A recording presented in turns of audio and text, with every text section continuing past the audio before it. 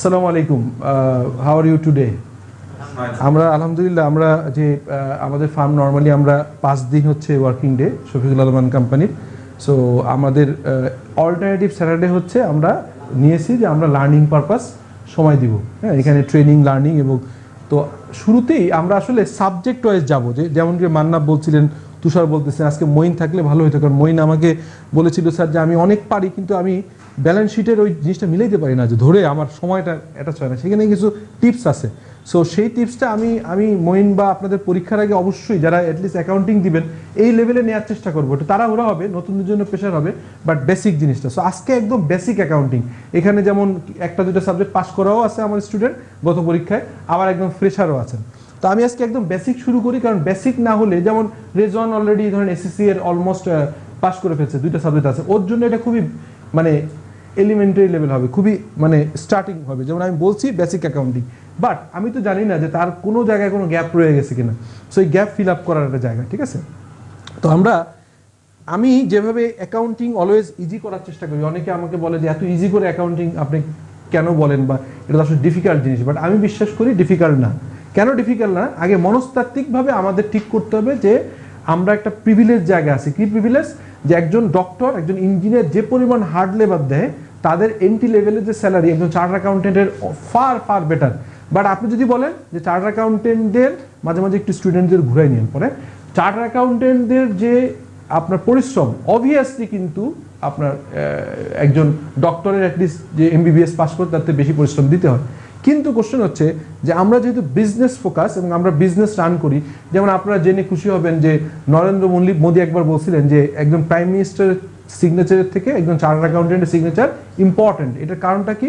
উনি বোঝানোর চেষ্টা করছেন যে একজন চার্টার্ড অ্যাকাউন্টেন্ট কিন্তু ইথিক্যালি যদি খুব হাই হয়, সে যদি খুব দেখে শুনে সাইন করে, তাহলে কিন্তু ইকোনমির যে যত রকম মিসফল আছে, যত রকম মিসকন্ডাক্ট আছে, যত রকম ওয়েস্টেজ আছে, এগুলো কিন্তু সম্ভব। সো ইজ ভেরি, এই প্রফেশনে উই ফিল প্রাউড। আবার রতন টাটা একটা ইন্টারেস্টিং কথা বলে যে আমি এমবিএ হায়ার করি বিজনেস রান করার জন্য, আর এমবিএরা কীভাবে কাজ করে সেটা দেখানোর জন্য চার্টার্ড অ্যাকাউন্টেন্ট হায়ার করি। সো আমার এই দুজন ইন্ডিয়ান ভদ্রলোকের কথা বললেও আমাদের প্রতিবেশী, আমার দুটো কথাই মনে দাগ কেটে গেছে। সো এখন আমাদের কিন্তু ওই লেভেলে একজন চার্টার্ড অ্যাকাউন্টেন্ট হইতে হবে। আজকে যারা আপনারা গত 1 মাসের পুরনো কোর্সে আছে, মানে এক মাস হলো, যারা 1 বছর হয়ে গেছেন, হ্যাঁ, সো এই জায়গায় আমার মনে হয়েছে যে আমরা বেসিকটা এত ভিত্তিটা খুব স্ট্রং করতে হবে। তো সেই জায়গায় আমি সারা পৃথিবীর অ্যাকাউন্টিংকে আমি 4টা ভাগে করি, যত কিছু আছে, এবং এইখান দিয়েই কিন্তু দিস ইজ ইওর মানে অ্যাকাউন্টিং সাইকেল। তো আমরা জানি তুষার অ্যাকাউন্টিং সাইকেলটা কি? অ্যাকাউন্টিং সাইকেল যেটা আমরা যে একটা লাইফ সাইকেল আছে না, ধরেন একটা শিশু জন্মগ্রহণ করে, তারপরে শিশু, কিশোর, নাম বলতে পারবেন? আইডেন্টিফাই, তুষার একটু বলেন, সামনে আসেন। প্রথমে আমরা আইডেন্টিফাই করব, দেন অ্যানালাইসিস করব, রেকর্ডিং করব, লেজার করব, তারপর ট্রায়াল ব্যালেন্স, তারপর balance sheet, adjusted trial balance, তারপরে sets of financial statement. Thank you question, thank you. ও চমৎকার করে বলছে, বাট আরো যদি আমি ইজি করি, সেটা হচ্ছে যে আসলে প্রথম হচ্ছে যে একটা ইকোনমিক অ্যাক্টিভিটি হয়েছে কিনা, আমরা কোনো ফাইন্যান্স রিলেটেড আছে কিনা, টাকা পয়সা এনগেজ কিনা। আজকে তুষারকে আমি একটা, ও ভালো স্টুডেন্ট বা ভালো করছে বা পাস করলো, আমি একটা ওকে রিস্টস গিফট করলাম, এটা কি অ্যাকাউন্টিং হবে? না, এটা অ্যাকাউন্টিং হবে না, because this is a love and affection. এটা বিনিময় হয়নি, অর্থের কোনো বিনিময় হয়নি। আজকে মামুনকে যদি আমি মনে করি যে না, ও ভালো কাজ করছে, ওকে আমি একটা টাই গিফট করলাম, সো এই জিনিসটা হবে না, বিকজ এখানে কোনো এক পাক্ষিক হয়েছে। বাট অ্যাকাউন্টিং হতে গেলে আসলে ইকোনমিক সেন্স থাকতে হবে এবং এখানে ট্রানজ্যাকশন হতে আইডেন্টিফাই করতে পারে মনিটারি ভ্যালুতে।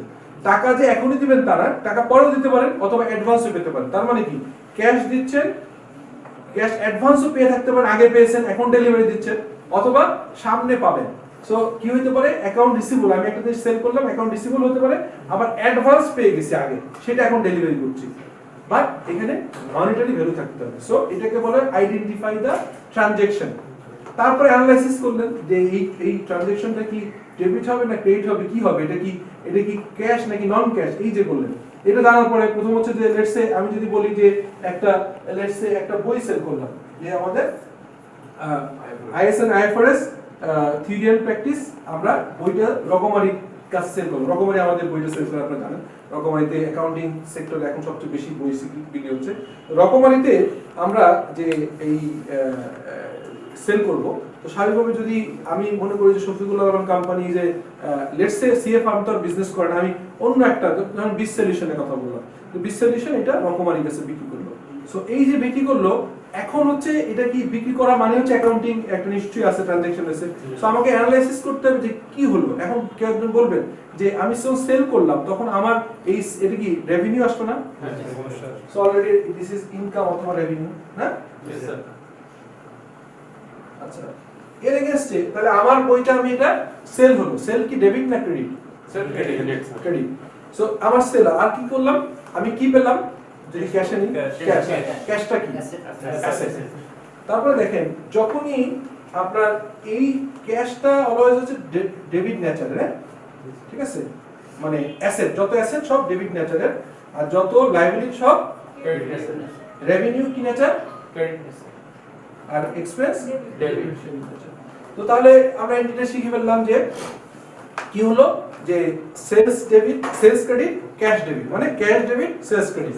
লেটস সে এটার দাম 370 টাকা। সো আমার কি এন্টিটা হলো যে ক্যাশ ডেবিট 370, সেলস ক্রেডিট 370। এটা আমার তাহলে কি হলো, প্রথমে আমরা যেটা বললাম অ্যাকাউন্টিং কি হলো, এন্টিটা হয়ে গেল, এন্টিটা হয়ে গেল। এখন মোস্ট অফ দ্য সফটওয়্যার কিন্তু অটোমেটেড হয়ে যায়, কারণ ও খালি আপনি লিখলেই হয়, ও ডেবিট ক্রেডিট চিনে আপনি সিলেক্ট করে দিয়ে দিতে পারেন, ঠিক আছে। আচ্ছা, এরপরে আপনার সেকেন্ড স্টেপটা কি, এখানে কিন্তু একই সঙ্গে সঙ্গে আইএস কনসিডার যদি করেন, তাহলে কিন্তু কতগুলো টার্ম একটু লিখে রাখেন। সেটা হচ্ছে অলওয়েজ আমরা জানি, আমি একসঙ্গে বেসিক অ্যাকাউন্টিং এবং আইএস এর বেসিকটা বলবো। আমরা কিন্তু এখানে কি করলাম, রিকগনিশন, তারপর মেজারমেন্ট, তারপর প্রেজেন্টেশন, আর শেষে ডিসক্লোজার। তাহলে কি হয়, অ্যাকাউন্ট সব সময় আইএস এর মনে রাখবেন, আইএস এর প্রত্যেকটা আইএস শুরুতে কি বলা থাকে, যে রিকগনিশন, তারপর কি মেজারমেন্ট, তারপর কি প্রেজেন্টেশন, তারপর কি ডিসক্লোজার। তাহলে এখন যে অ্যাকাউন্টিংটা আমরা করলাম, এটা প্রথমে রিকগনাইজ করলাম না, এটা কি ক্যাশ অ্যাসেট আর রেভিনিউ হচ্ছে, সরি সেল হচ্ছে revenue. So this is your recognition. এখন এটা মনে করেন যে বলা হলো যে 370 টাকা বিক্রি করবেন, কিন্তু আমার যে ডেলিভারি ম্যানকে 10 টাকা ডিসকাউন্ট দিতে হবে।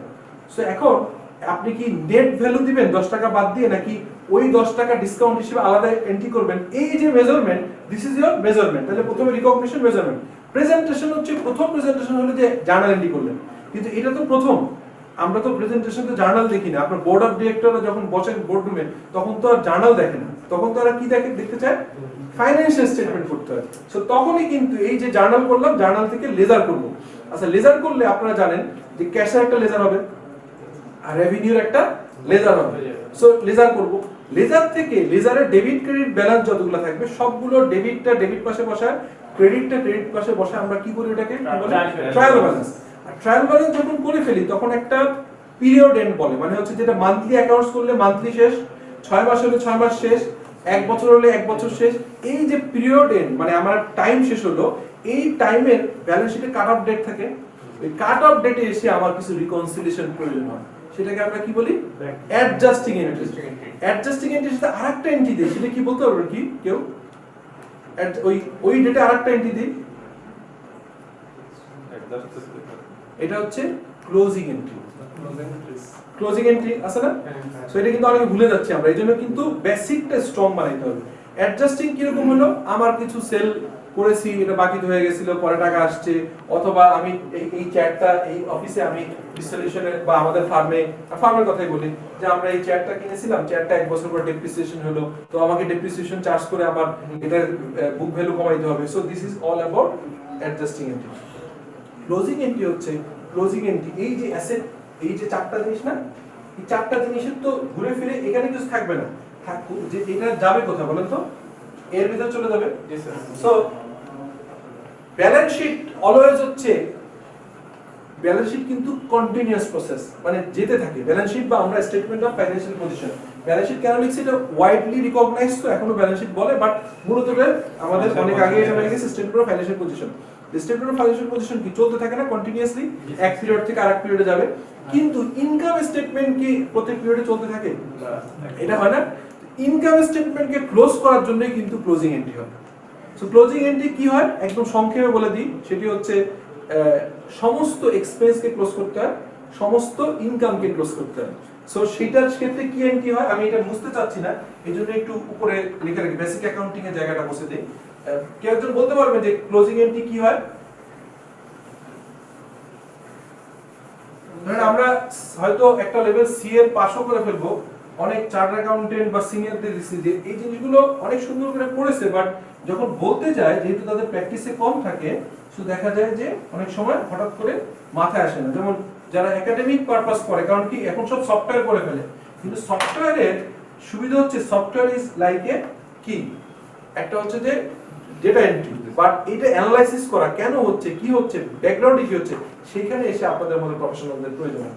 তো ক্লোজিং এন্ট্রি সিম্পল, মাথায় রাখবেন যে অল এক্সপেন্স কি হয়, ডেবিট না all expense, so all expense কে ক্লোজ করতে হলে ক্রেডিট করতে হবে না, অল এক্সপেন্স কে ক্রেডিট করবেন, তাই না, ক্রেডিট, হ্যাঁ, ডেবিট করবেন কি, অল এক্সপেন্স কে ক্রেডিট করলে ডেবিট করবেন কি করবেন, ইনকাম সামারি, এটাকে বলা হয় ইনকাম সামারি, ইনকাম সামারি।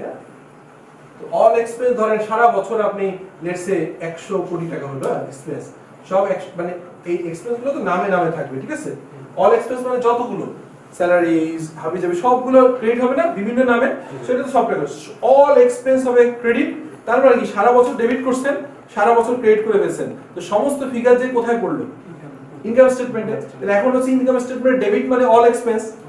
এবার আসেন যে অল এক্সপেন্সেস, তাহলে এবার আসেন তাহলে অল ইনকাম কি নেচারের, ইনকামটা কি নেচারের, ক্রেডিট নেচারের, তাহলে অল ইনকাম যদি ডেবিট করে ফেলেন, অল ইনকাম বা রেভিনিউ যদি ডেবিট করে ফেলেন লেটস সে 120 কোটি, মানে সব মিলে, আর হচ্ছে ইনকাম সামারি ক্রেডিট করলেন কত 120 কোটি, তাহলে দেখেন তো আপনি ডেবিট করছিলেন কত, অল এক্সপেন্স কি ডেবিট হয়েছিল ইনকাম সামারি কি 100 কোটি, আর অল ইনকাম দিয়ে ইনকাম সামারি পেড হয়েছে কত 120 কোটি, তাহলে প্রফিট হয়েছে কত কোটি টাকা, তাহলে এই ইনকাম সামারির ক্রেডিট ব্যালেন্স মানে কি, ইকুইটি চলে যায়, মানে এটা তো প্রফিট।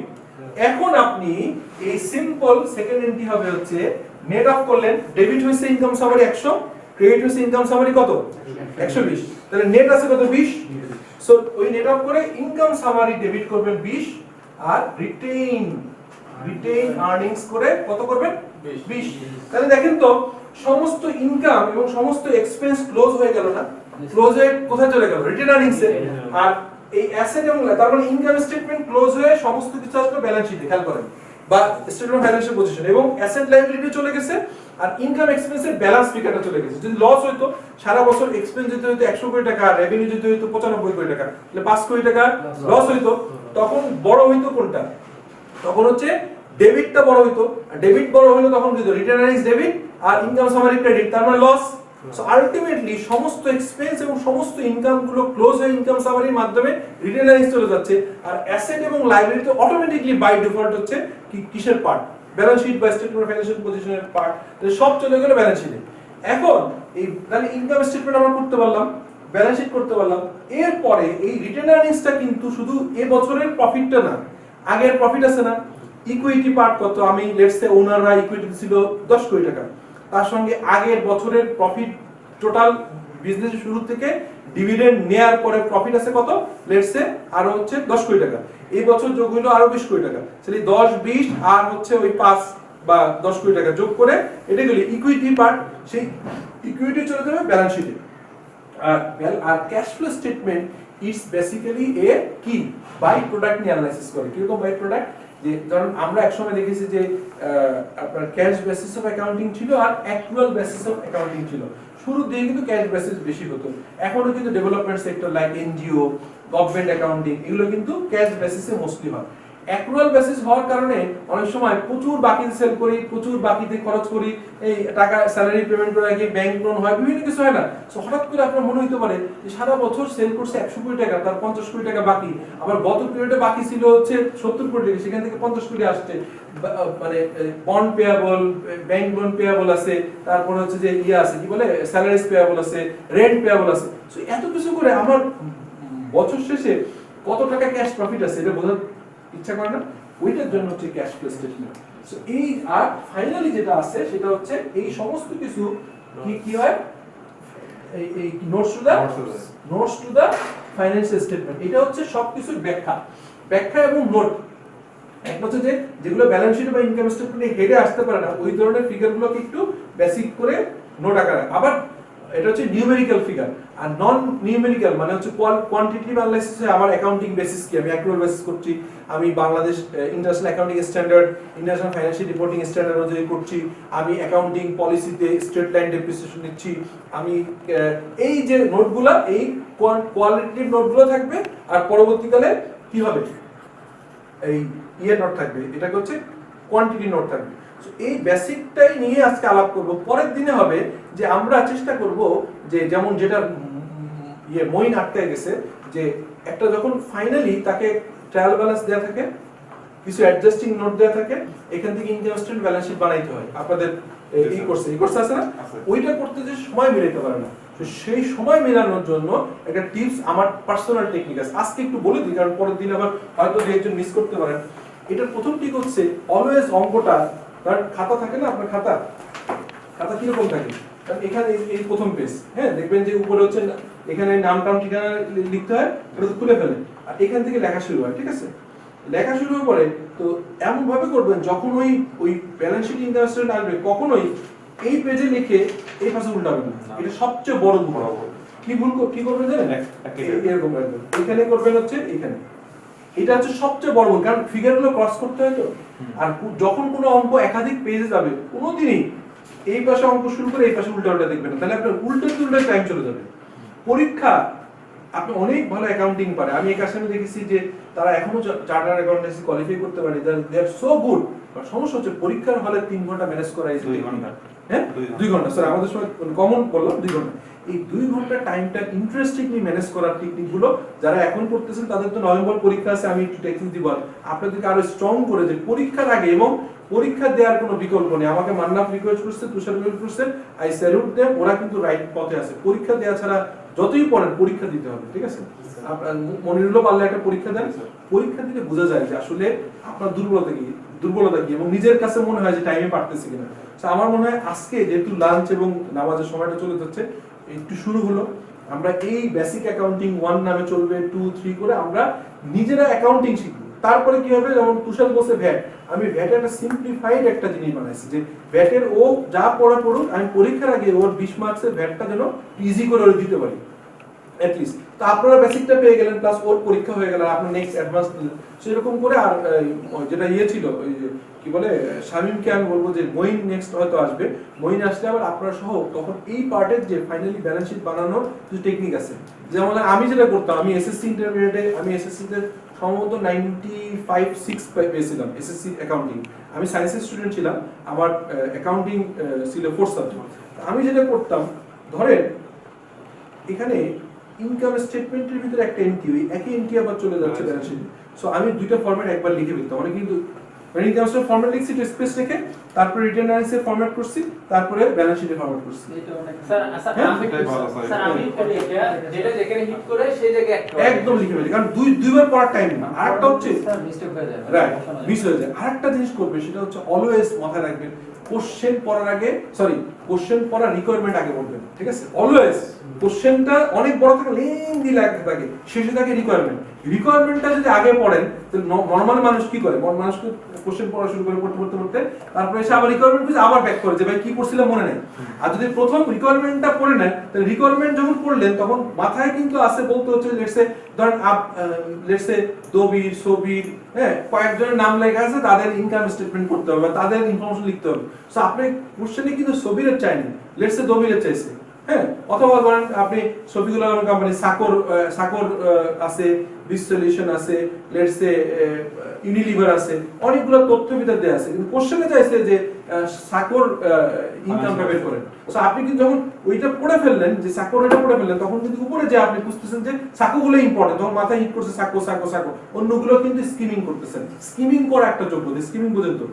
মানে লাইটলি পড়া, দ্রুত পড়া এবং ফাস্ট পড়ার একটা অভিজ্ঞতা। মানে আমরা অ্যাকাউন্টিং পাস করার সবচেয়ে বড় সমস্যা, আমরা খুব স্লো পড়ি। কোশ্চেন পড়া ফাস্ট হলে টাইম সেভ করতে হবে, ঠিক আছে?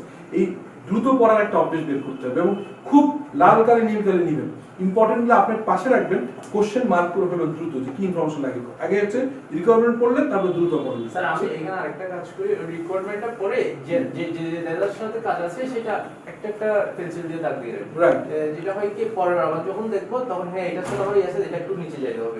যখন আমি ম্যাথ করতে যাবো তখন ওই পেন্সিলের দাগটা যখন দেখি হ্যাঁ এটার সাথে দেখে নিচে কাজ আছে, তখন সেটা দেখি। তো ঠিক আছে, থ্যাংক ইউ। আজকের মতো আমরা মনে হয় আজকে শেষ